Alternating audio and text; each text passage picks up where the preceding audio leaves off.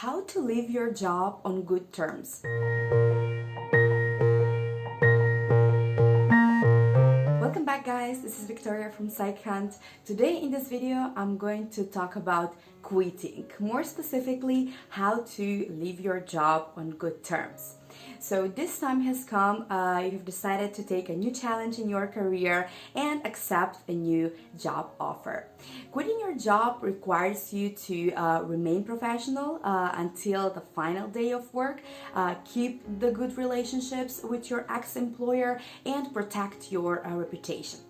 That's why it's super important to be careful how you're going to inform your manager, when you're going to say this, and what to actually say. So regardless of the fact whether you loved or hated your job, it's still a good idea to leave on a slightly positive note.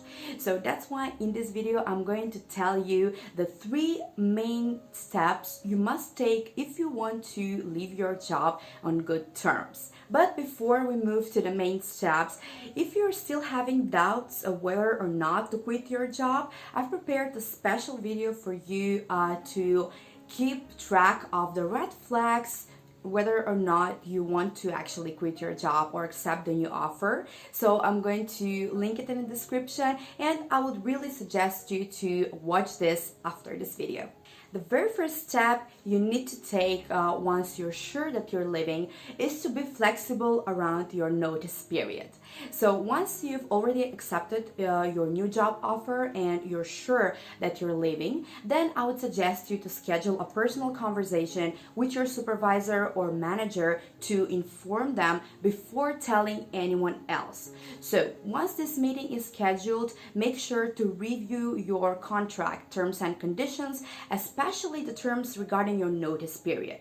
So the notice period varies, usually between 2 weeks and 3 months, depending on the country's laws and seniority of the position.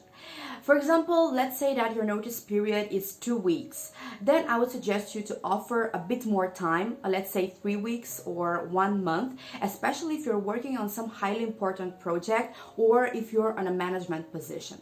Your manager will really appreciate that you're giving plenty of time to wrap up your projects and ensure a smooth handover of tasks.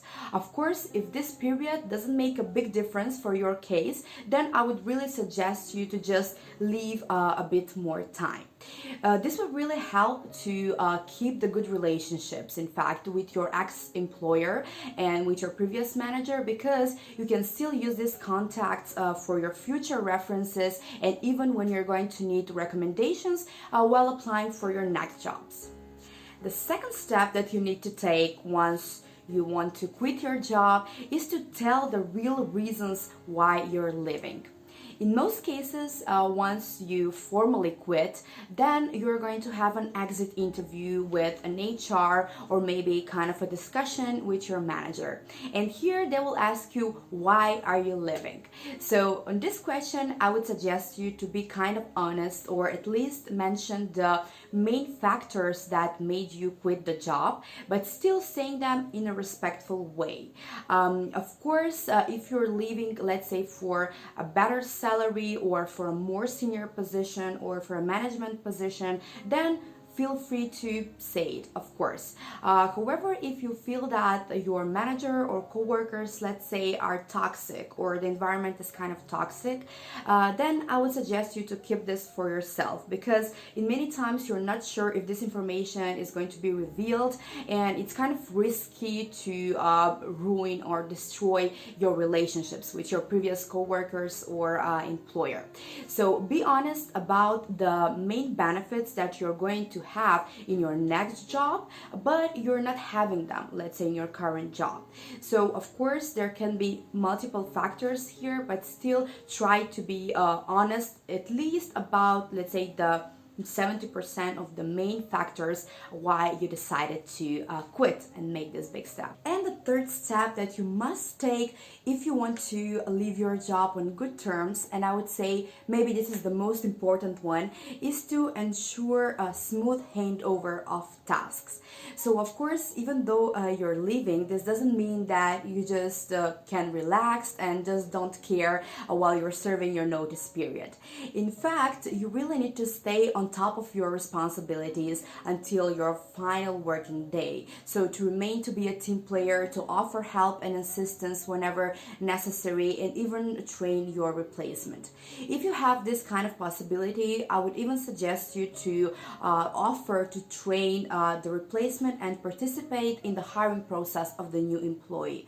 Let's say to screen CVs, to participate in interviews, and to maybe develop some kind of training modules for the new person who's going to join. In the same time, it's super important to give your contact details to your coworkers so they can reach you later once you start with your new job. A bonus strategy that it's kind of helpful to build your reputation among your ex-co-workers, of course, is to reach out to them from time to time, even after you start your new job. For example, you can just send them some kind of little ways to be helpful. For example, some kind of trends in the industry, what's new in this industry, let's say, or some kind of helpful articles that are in their area of expertise. So of course, that way they will remember you, and who knows where's that gonna lead. Thank you very much, guys, for watching this video. And my question for you today is, did you leave your last job on good terms?